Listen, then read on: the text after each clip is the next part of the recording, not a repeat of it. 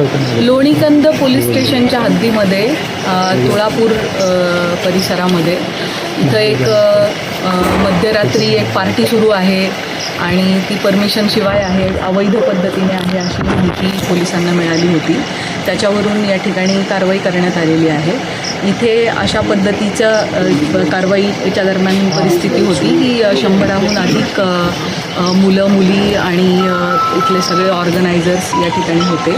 त्यांच्याकडे त्यांनी कुठली परवानगी वगैरे घेतली आहे का ह्याची पडताळणी केली असता असं लक्षात आले की एक्साईजची त्यांनी दिनांक 6 रोजी 1 वाजल्यापासून ते रात्री 11:30 वाजेपर्यंतची परवानगी त्यांच्याकडे होती. परंतु ती परवानगी संपल्यानंतर देखील त्यांनी या ठिकाणी दारूची पार्टी ही कंटिन्यू केलेली आहे.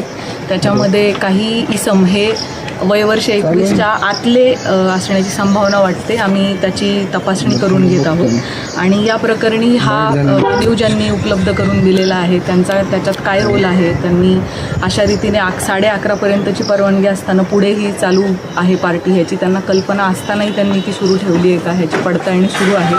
ऑर्गनायझर्सनी याच्यामध्ये त्यांना दिलेल्या परवानगीचा भंग केलेला आहे. त्याच पद्धतीने जे मोठ्या प्रमाणात लिकर इथं सापडलेलं आहे, लाखांमध्ये त्याची किंमत आहे. एक्झॅक्ट कॉस्ट आता एक कॉस्ट चालू आहे.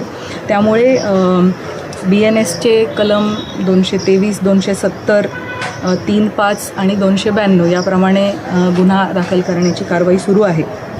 33 रेड विथ 131 प्रमाणे गुन्हा दाखल होत आहे. तंबाखूजन्य पदार्थ यामध्ये सापडलेले आहेत आणि पण सापडलेले आहे, शिशा पण सापडलेला आहे. सो त्या दृष्टीने आपल्या तपास पुढे सुरू आहे आणि आपल्याला NDPSचे स्मॉल क्वांटिटी देखील या ठिकाणी मिळालेली आहे. त्यामुळे या सगळ्या कलमांतर्गत आणि कायद्यांतर्गत पोलिसांचा तपास सुरू आहे आणि गुन्हा दाखल होण्याची प्रक्रियाही सुरू आहे. म्हणून आपला सर्च सुरू आहे.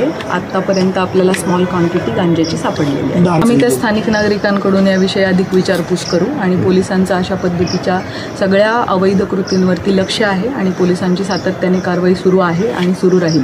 मी सुरुवातीलाच सांगितलं त्याप्रमाणे या सगळ्या गोष्टींची पडताळणी सुरू आहे आणि जे जे या गोष्टीसाठी जबाबदार आहेत त्यांच्यावरती कारवाई करण्यात त्याचा सध्या आपला तपास सुरू आहे.